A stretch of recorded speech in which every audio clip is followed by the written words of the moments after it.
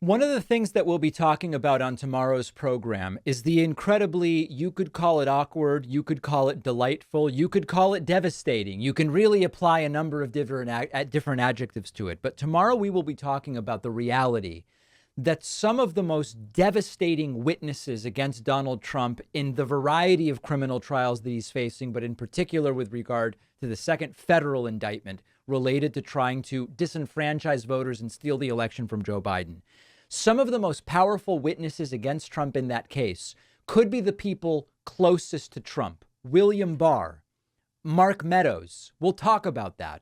But also on the list of people who might destroy Trump at his criminal trials is Mike Pence.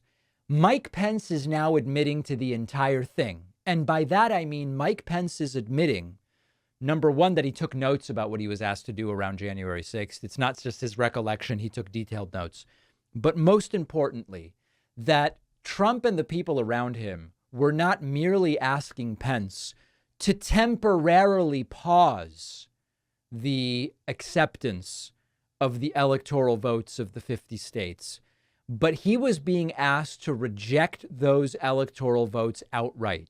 Here is Mike Pence joining CNN's Dana Bash. He was in Manchester, New Hampshire at the time, gave quite an interview. As you all know, I don't think very highly of Mike Pence. I don't in any way. But in this particular context, he has no reason to lie about these details. And here he is saying, they weren't telling me pause the counting of the electoral votes, reject the electoral votes, full stop. Here he is explaining it to Dana Bash. I'm sure you've heard the former president's lawyers saying that he, quote, ultimately asked only that you pause in counting the electoral ballots. I just want to be clear. Did the former president ask you to pause, or did he at any point ask you to overturn the election and keep him as president? Well, you can look at the tweets and public statements the president made all the way up to the night before and the morning of. Look, what the president was convinced, it seemed to me in December, was that I had some right to reject or return electoral votes, even though no vice president in American history had ever asserted that right, and no vice president or any one person should ever have the right to choose the American president. The presidency belongs to the American people and the American people alone. True. But look, in the days before, the president was talking about us rejecting votes. Then late in the process, his lawyers suggested that we return votes to the states. But frankly, and this is the key line here, the day before January 6th, if memory serves, they came back, his lawyers did, and said, we want you to reject votes outright. They were asking me to overturn the election. I had no right to overturn the election.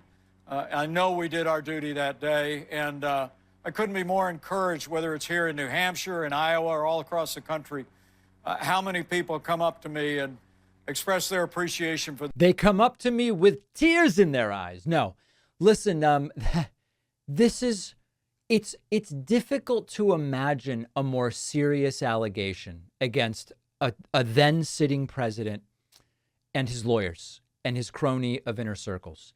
This entire statement from Pence, which is not unique to Pence, it's great that he's corroborating it, but this is not a unique story to Mike Pence. We've heard this story many times from different people. The idea was here to just take the election. This goes to unindicted co-conspirators. This goes to a multi-state conspiracy to do this.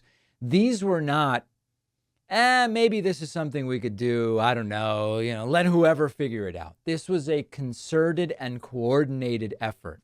Now, this is, again, one of those situations where then we say, oh, cool. Okay, so Mike Pence is telling the truth about that. And it's arguably one of the most devastating things you could ever learn that a president was trying to do, which is to decide that even though he lost, he gets to be president. So certainly Mike Pence, that's it. He's never, he would not support Trump if he were the nominee, right? No. Moments after saying this to Dana Bash, Mike Pence will not rule out supporting Trump in 2024. You have said before, you said again just a few minutes ago, that anyone who puts himself over the Constitution should never be president. If he is the nominee, could you support him? Well, Dana, you guys like to talk about the polls on CNN a lot. Everybody does. But look, it's awful early here. I mean, we're still about 6 months away from So that's not a no. Iowa, and then right after that, New Hampshire. And I got to tell you, I really do believe that there's a lot of Republicans that know we not only need new leadership in the White House, but we need new leadership in the Republican Party. So eager to answer the question, isn't he? We can't endure 4 more years of the failed and feckless leadership of President Joe Biden and the Democrats in the Senate. We've got to turn this thing around.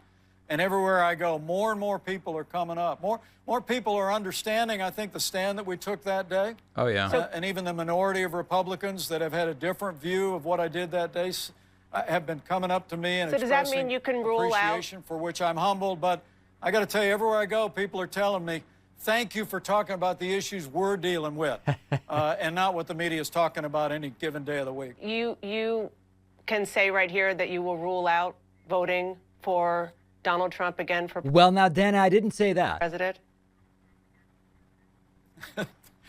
Dan, I will tell you, I don't think we'll have to make that decision. What if you do? What a loser. That's not the question. Confident I'll be able to support the Republican nominee, especially if it's me.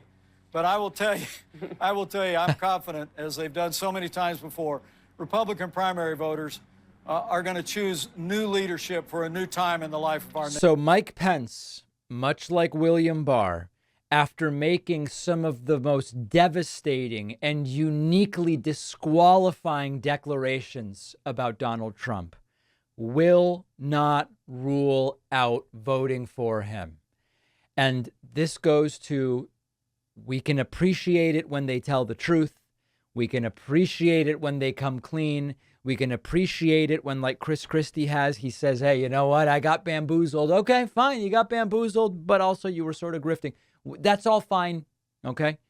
But then he says this, you really think that Biden is worse than the unique threat to the democracy that is the United States that you have identified Donald Trump to be? And you might still consider supporting Donald Trump, or at least you can't rule it out. Give me a break. There are other ways you could answer this question. But this is just cowardly. And by the way, lots of MAGA people are realizing the Pence grift, or whatever you want to call it. And now he's getting yelled at by MAGA in a parking lot. Let's talk about that next. We need to teach kids to think critically and independently, and we aren't doing a good enough job of it. I have a book right here that teaches kids critical thinking. I wrote this book, and it's available on Amazon at davidpakman.com/book.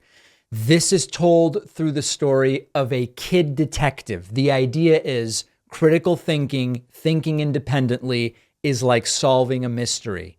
Getting clues, evaluating them, thinking through scenarios. The right knows that when kids think critically, they don't end up being Republicans when they're adults. And that's why they hate teaching kids critical thinking.